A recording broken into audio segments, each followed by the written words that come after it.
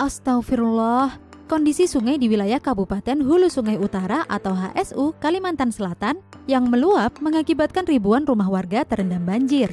Tidak hanya itu, air juga menggenangi 28 fasilitas pendidikan, 5 buah fasilitas kesehatan, 4 fasilitas umum, dan 19 fasilitas ibadah.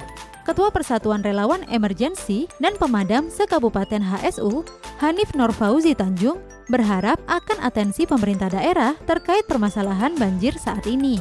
Menurutnya, penyebab banjir adalah banyaknya penyumbatan pembuangan air dan sejumlah irigasi yang tidak berfungsi. Bagaimana ya tanggapan warga atas hal ini? Mari kita simak wawancaranya. Kondisi sungai di wilayah Kabupaten Hulu Sungai Utara atau HSU Kalimantan Selatan yang meluap mengakibatkan ribuan rumah warga terendam banjir. Bagaimana perasaan Anda? Perasaan pribadi saya tuh merasakan sedih karena di sana tuh banyak warga Indonesia dan banyak saudara-saudara kita yang muslimah walaupun yang tidak muslim. Perasaan saya yang pertama memang sedih dan memprihatinkan banget karena banjir ini merupakan suatu bencana alam.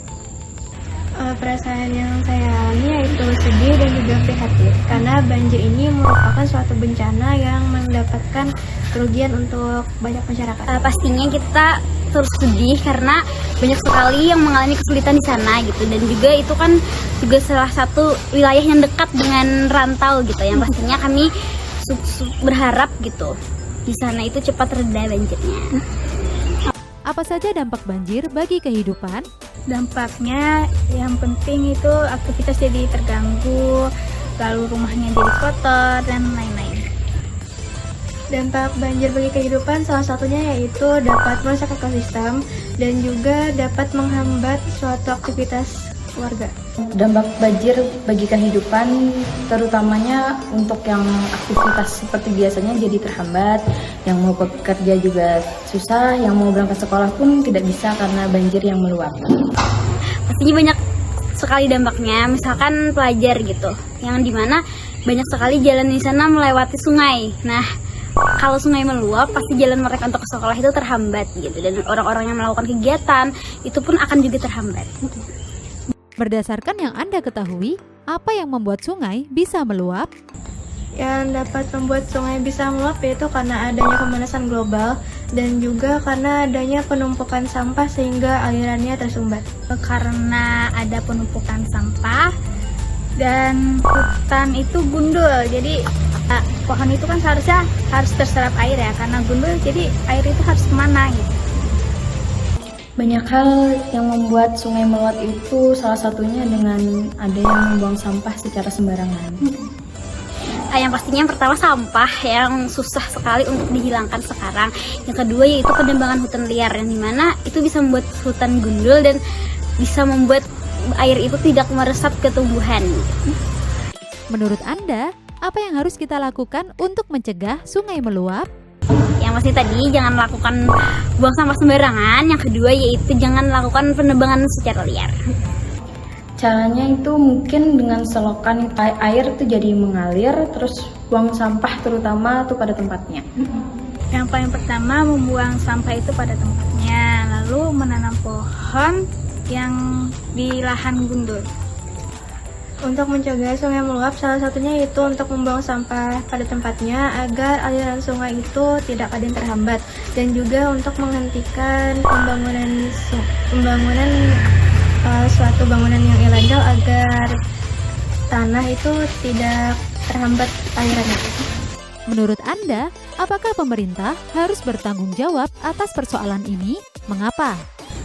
Ya, pemerintah harus tanggung jawab karena pemerintah merupakan pilar utama agar sungai ini bisa menjadi suatu hal yang tidak memiliki dampak kepada masyarakat, salah satunya yaitu banjir. Tentu saja karena ini wilayah Indonesia itu masih dalam naungan pemerintah, jadi pemerintah itu juga harus ikut andil dalam banjir ini. Pemerintah harus bertanggung jawab karena kan pemerintah merupakan peran penting untuk memberitahu masyarakat yang untuk membuang sampah pada tempatnya. Pastinya harus bertanggung jawab karena masyarakat pastinya membutuhkan bantuan dari pemerintah. Apa harapan Anda kepada pemerintah? Ya, semoga pemerintah juga peduli terhadap masyarakat sekitar yang mengalami kebanjiran dan ada sesuatu yang bisa memudahkan mereka yang mengalami kesulitan tersebut. Harapan kepada pemerintah yaitu semoga pemerintah bisa memperhatikan salah satu pelosok Indonesia agar tidak terjadi banjir lagi dan lebih diperhatikan soal pembangunan. Harapan saya semoga pemerintah bisa lebih memperhatikan kepada rakyat-rakyatnya, terutama yang di pelosok-pelosok sana. Semoga pemerintah menotis banjir yang ada di hulu sungai dan membuat solusinya secepat mungkin. Banjir bukan hanya karena faktor alam loh sahabat muslimah, tapi juga karena ulah tangan manusia yang tidak bisa menjaga lingkungan. Bagaimana ya Islam menyelesaikan persoalan ini? Mari kita simak penjelasannya dari Ustazah. Jangan lupa buat like, komen, dan share video ini seluas-luasnya. Bencana banjir kembali melanda hulu sungai utara Kalimantan Selatan. Wilayah ini memang memiliki kondisi geografis yang dikelilingi rawa serta 3 sungai besar.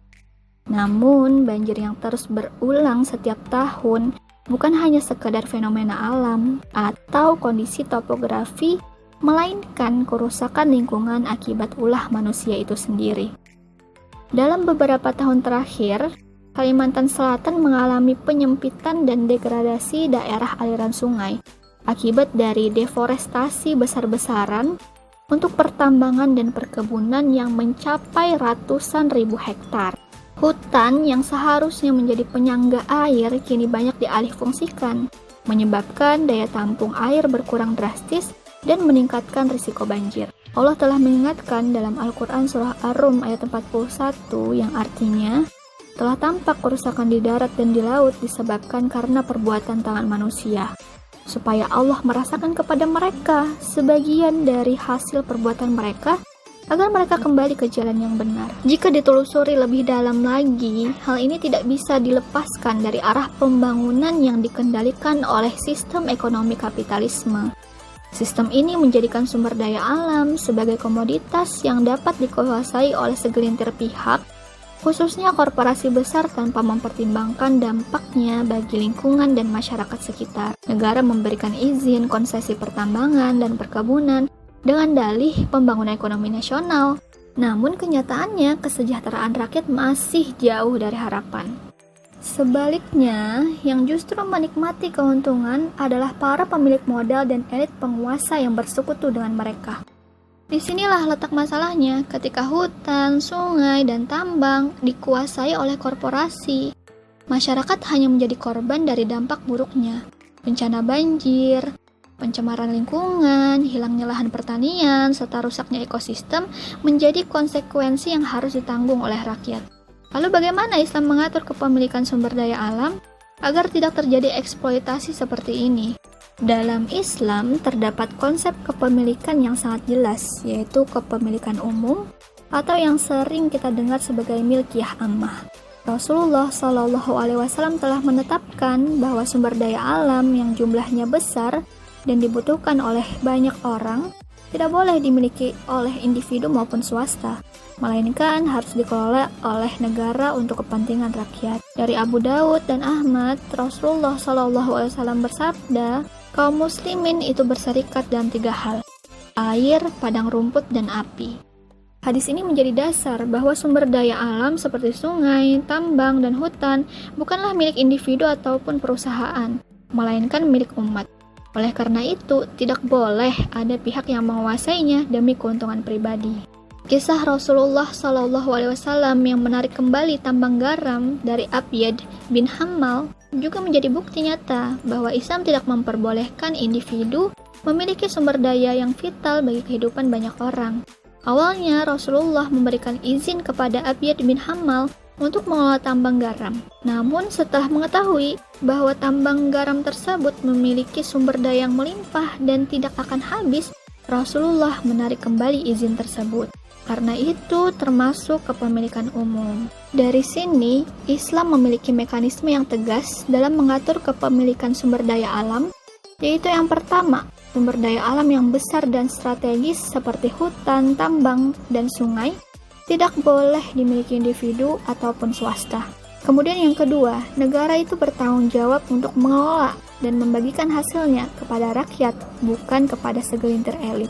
Kemudian yang terakhir, jika ada pihak yang melanggar aturan ini, negara harus menindak tegas dan mengembalikan hak rakyat atas sumber daya tersebut.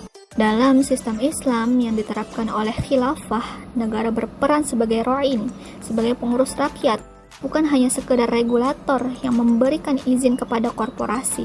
Negara akan mengelola sumber daya alam dengan memperhatikan kemaslahatan umat, bukan hanya kepentingan segelintir orang. Seandainya sistem Islam yang diterapkan, maka bencana ekologi seperti banjir tahunan ini di Kalimantan Selatan itu dapat dicegah. Daerah aliran sungai tidak akan dieksploitasi secara liar oleh perusahaan, karena negara akan memastikan bahwa hutan tetap berfungsi sebagai penyangga ekosistem, bukan sebagai lahan pertambangan atau perkebunan perusahaan. Syariat Islam bukan hanya sekedar mengatur tentang ibadah, tetapi juga mencakup tata kelola lingkungan, ekonomi, dan kepemimpinan yang menjamin kesejahteraan umat. Ketika hukum Islam diterapkan secara sempurna, setiap aspek kehidupan akan berjalan dengan seimbang. Tidak ada eksploitasi sumber daya alam secara serakah. Tidak ada ketimpangan ekonomi, dan tidak ada juga rakyat yang menderita akibat kerakusan segelintir orang. Rasulullah SAW telah mencontohkan bagaimana kepemimpinan dalam Islam bertanggung jawab penuh atas kesejahteraan rakyatnya. Dalam sejarah peradaban Islam, sumber daya alam selalu dikelola dengan penuh amanah. Hasilnya pun dikembalikan kepada rakyat, dan lingkungan akan tetap terjaga. Sebaliknya, sistem kapitalisme yang diterapkan saat ini hanya melahirkan keserakahan, menjadikan hutan dan tambang sebagai ladang bisnis, sementara rakyat harus menanggung dampaknya. Inilah bukti akibat dari diterapkannya sistem yang tidak sesuai dengan fitrahnya manusia dan bertentangan dengan syariat Allah. Maka sudah saatnya kita sadar bahwa solusi sejati bukan hanya sekedar menuntut perbaikan kebijakan, bukan hanya sekedar menambah sulam kerusakan, tapi dengan mengganti sistem yang rusak ini dengan sistem Islam. Hanya dengan kembali kepada syariat Islam secara kafah, kita bisa mewujudkan kesejahteraan yang hakiki. Bukan hanya untuk generasi kita hari ini, tapi juga untuk anak cucu kita di masa depan nanti. Allah telah menjanjikan dalam Al-Quran surah Al-A'raf ayat 96 yang artinya, jikalau sekiranya penduduk negeri-negeri beriman dan bertakwa, pastilah kami akan melimpahkan kepada mereka berkah dari langit dan bumi. Maka mari kita jadikan Islam sebagai satu-satunya sistem yang mengatur kehidupan kita, karena hanya Islamlah yang mampu menjaga manusia, lingkungan, dan alam semesta ini dengan sebaik-baiknya. Wallahu a'lam bishawab.